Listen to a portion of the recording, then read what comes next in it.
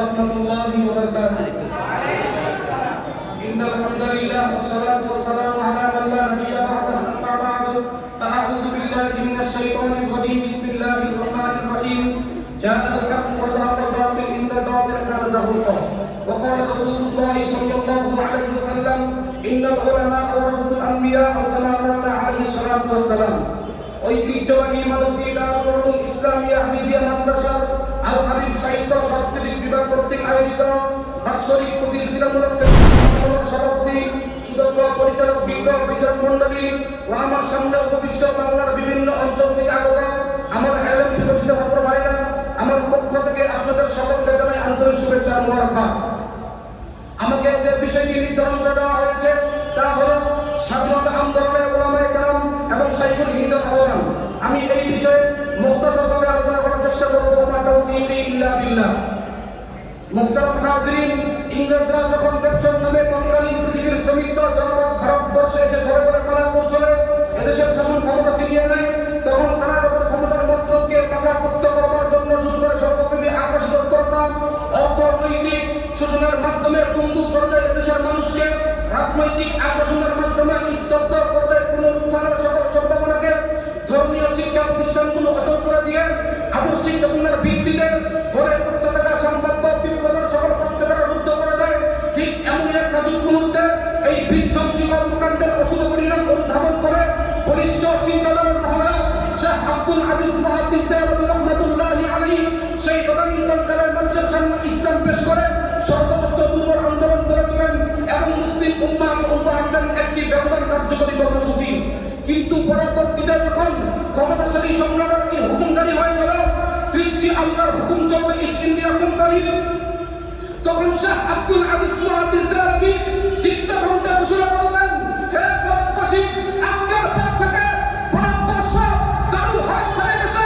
এজন্য প্রয়োজনে আমাদেরকে ইংরেজদের বিরুদ্ধে জিহাদ করে হলেও ভারতবর্ষের হস্তমিত স্বাধীনতার সূর্যকে উদিত করতে হবে।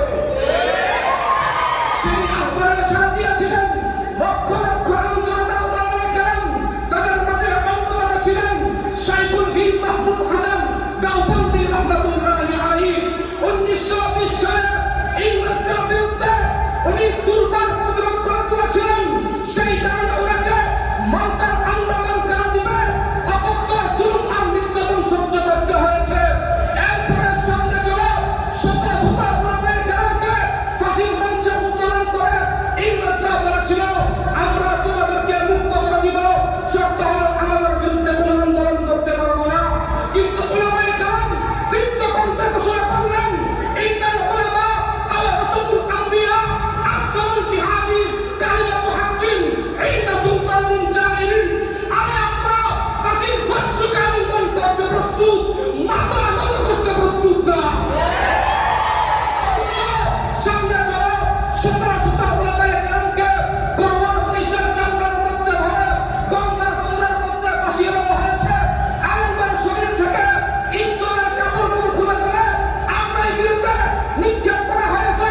1818 সালে হাজী শরীয়তুল্লাহ স্বাধীনতার জন্য ফরাজি আন্দোলন করেছেন।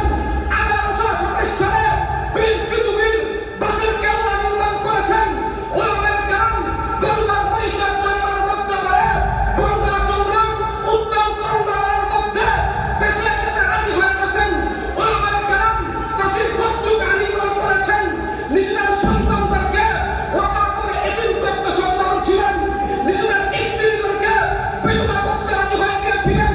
নিজেদের মায়ের কোলগুলোকে গাড়ি করতে সম্মত ছিলেন। কিন্তু ইতিহাস বলে ওলামায়ে কেরাম দেশ আর মিল্লাত ইসলামিয়ার বিরুদ্ধে গাদ্দারি করতে প্রস্তুত হন নাই, গাদ্দারি করতে রাজি হন নাই। অথচ আজকে দুঃখ আর পরিতাপের বিষয় হলো আমাদের পূর্বসূরীদের আত্মত্যাগের বিনিময়ে আজকে বিশ্বের মানচিত্র